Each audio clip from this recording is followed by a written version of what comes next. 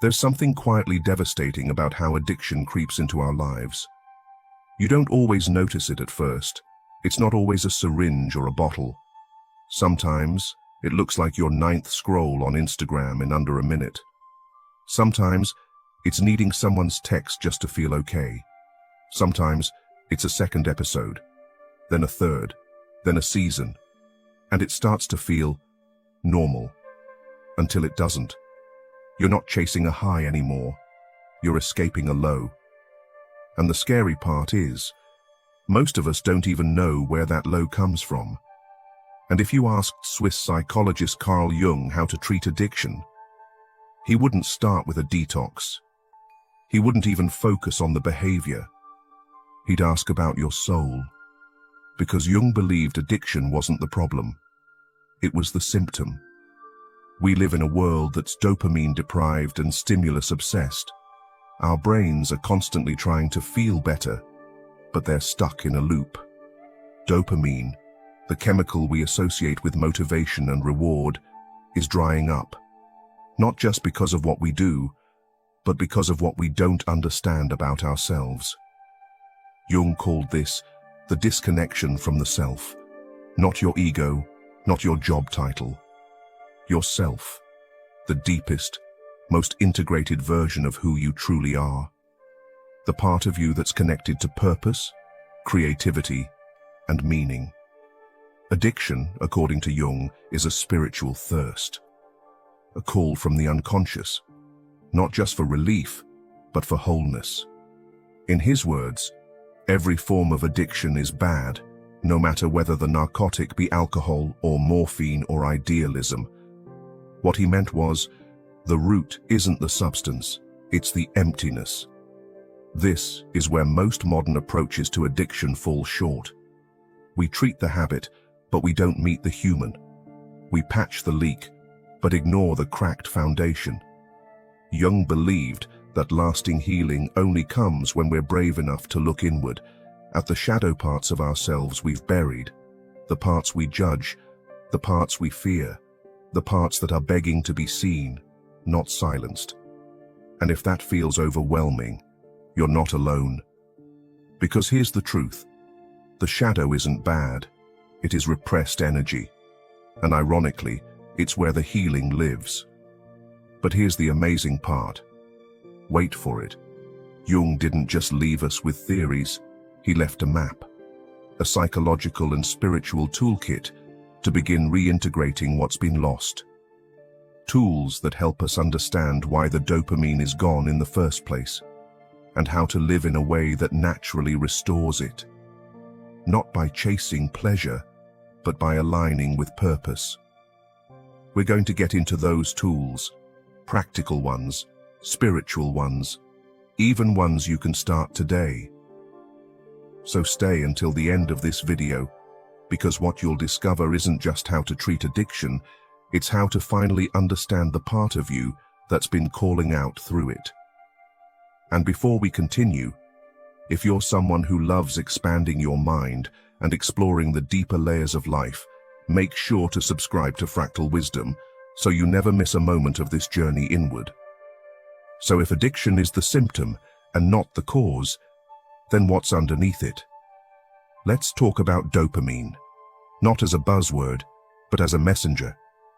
Dopamine isn't just the feel-good chemical. It's the drive behind every little action that makes us feel alive.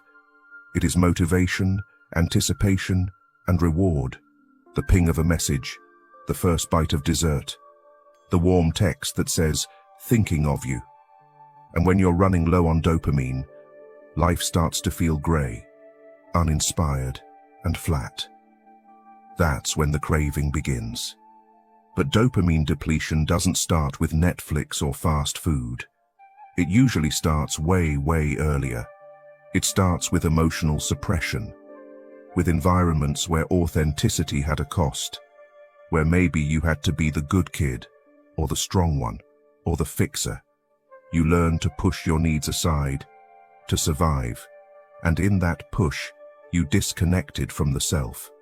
Jung called this psychic splitting. It's when you bury the parts of you that weren't welcome and build a mask instead, And what does the brain do with that kind of chronic disconnection? It searches for relief. Some chase it in a bottle, others in a partner or a screen. But it's not about the thing. It's about the feeling they're trying to recreate. A spark of meaning, a sense of being enough, even if just for a moment. So now we're caught, not in addiction, but in a loop. Inner emptiness, leading to dopamine crash, escape behavior, shame, and then more emptiness. Carl Jung understood that healing this loop isn't about willpower. It's about integration. He once wrote, "We don't become enlightened by imagining figures of light, but by making the darkness conscious." That means turning toward the part of you that's hurting, not avoiding it. That means asking, what pain is this addiction trying to anesthetize? And what part of me have I abandoned in order to cope? This is where Jung's approach radically differs from traditional models. He didn't just want you sober, he wanted you whole.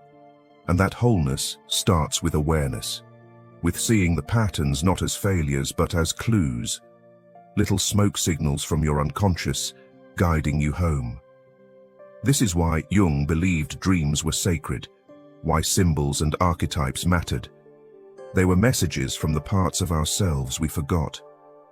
The child, the rebel, the healer, the wounded one, all still alive inside you.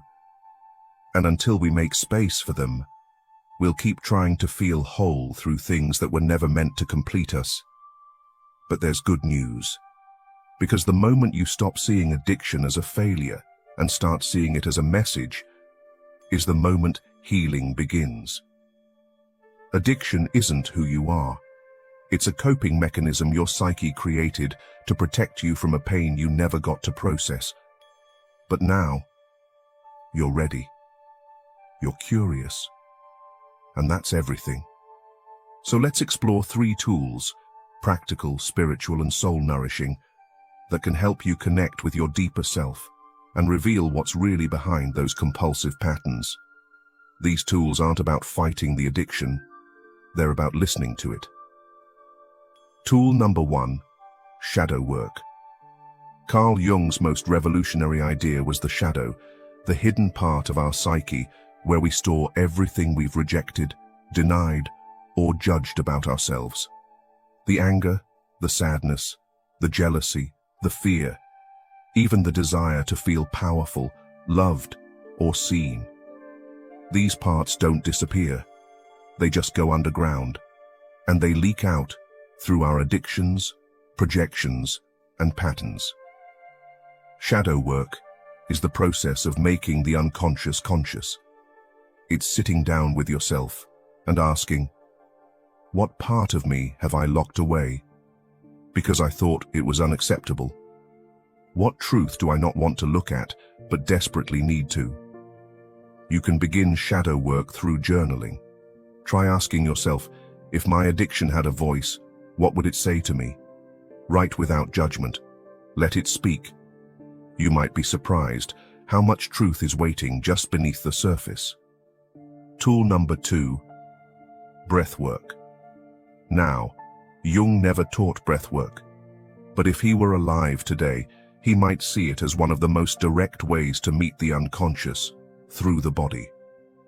Breathwork is the practice of using conscious rhythmic breathing to bypass the thinking mind and tap into stored emotional energy. Our breath is the one bodily function that's both automatic and under our control, and it can be used as a portal to the unconscious. When you breathe consciously, especially in a connected or circular pattern, you send a signal to your nervous system that says, it's safe now, you can let go. What often follows is the release of buried emotions, unresolved trauma, or even long-forgotten memories. Some people cry, some laugh, some shake, some feel clarity they've never felt before. This isn't just emotional detox, it's psychological integration.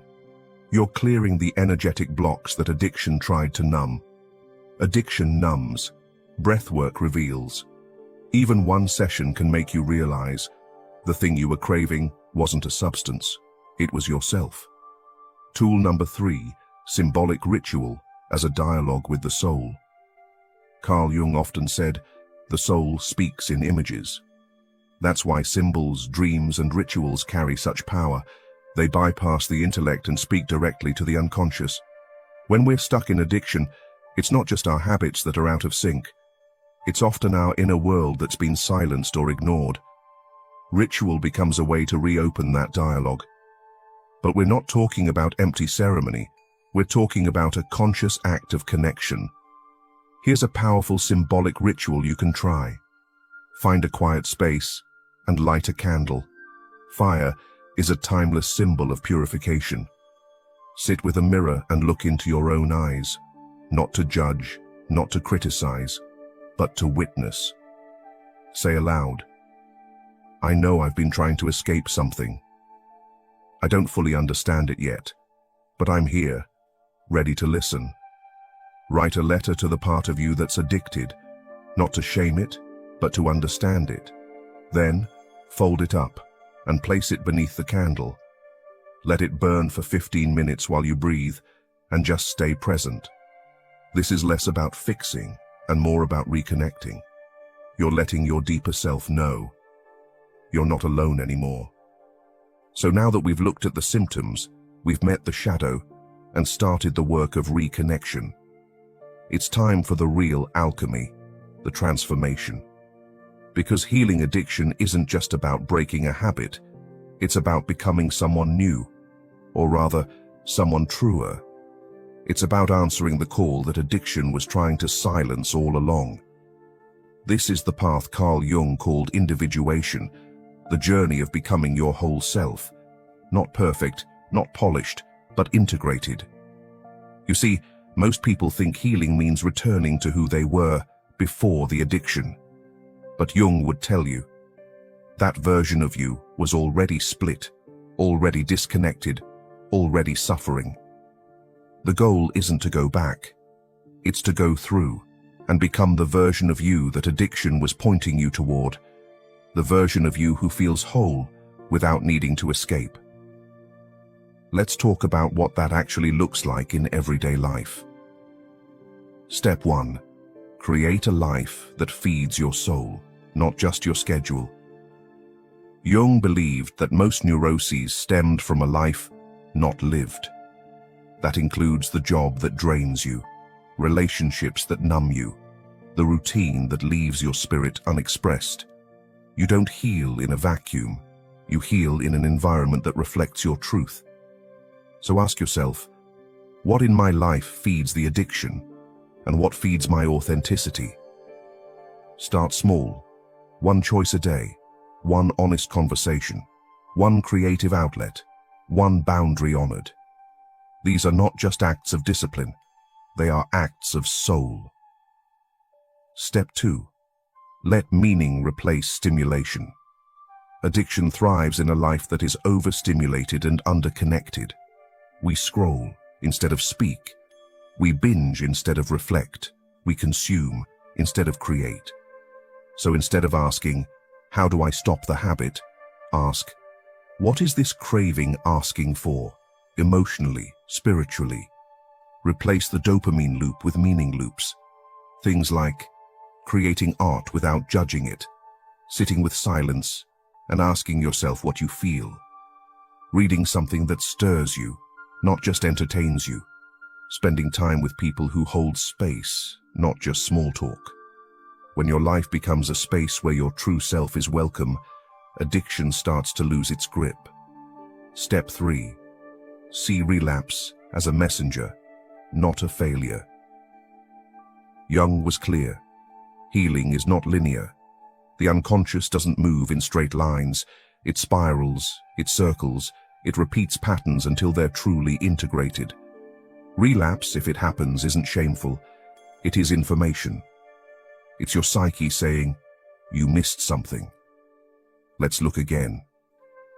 You are not back at square one. You're just on a deeper layer of the spiral. And this time, you've got tools, awareness, language, community, compassion. The real miracle is, When addiction becomes the reason you found yourself. When the thing that once broke you becomes the doorway to your liberation. Because that's what individuation is. Not self-improvement, not recovery. It is reclamation.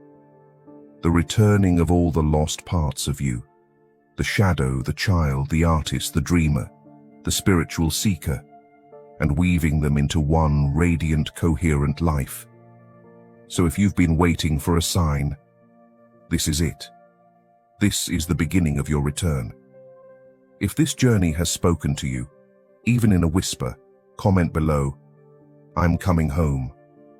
And if you haven't already, subscribe to Fractal Wisdom for more videos that go way beyond the surface and straight into the soul.